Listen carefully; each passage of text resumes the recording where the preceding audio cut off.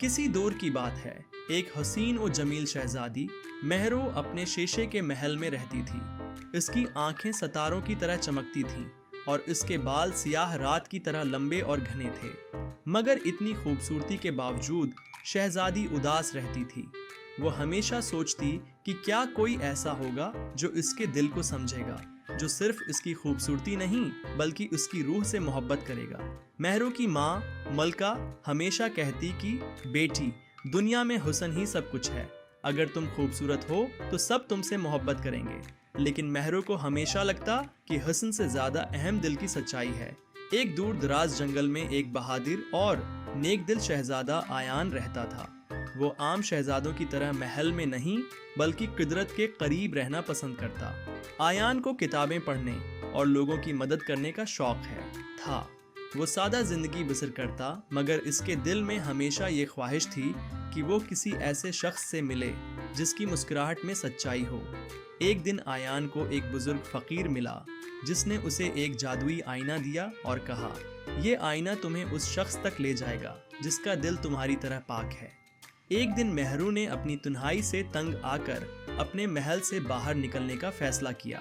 وہ جنگل کی طرف نکل پڑی تاکہ کچھ سکون پا سکے۔ راستے میں اس کا پاؤں پھسلا اور وہ ایک گہرے کھڈ میں جا گری۔ اسی وقت آیان اسی جنگل میں تھا۔ اس نے شہزادی کی چیخ سنی اور فوراً اس کی مدد کو پہنچا۔ آیان نے بڑی نرمی سے اسے سہارا دیا اور کھڈ سے باہر نکالا۔ مہرو نے پہلی بار کسی ایسے شخص کو دیکھا جو اس کی خوبصورتی سے زیادہ ہو۔ اس کے درد کو محسوس کر رہا تھا۔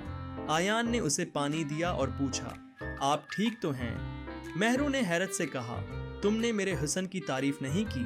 آیان مسکرا کر بولا، خوبصورتی تو آنکھوں کو بھا سکتی ہے، لیکن دل کو سکون تب ملتا ہے جب روح خوبصورت ہو۔ یہ سن کر مہرو کا دل جیسے پگھل گیا۔ وہ پہلی بار کسی کی باتوں سے متاثر ہوئی۔ آیان اور مہرو نے ایک ساتھ جنگل میں وقت گزارا۔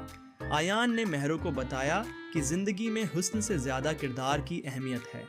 مہرو کو احساس ہوا کہ اصل خوشی کسی ایسے شخص کے ساتھ ہے جو آپ کو سمجھ سکے اور آپ کی سچائی کو قبول کرے۔ کچھ دنوں بعد مہرو نے اپنے والدین سے آیان کے بارے میں بات کی۔ شروع میں وہ ناراض ہوئے، لیکن جب انہوں نے آیان کی ہدایت کی تو وہ خوش ہو گئے۔ نیکیوں کے بارے میں سنا تو خوش ہو گئے۔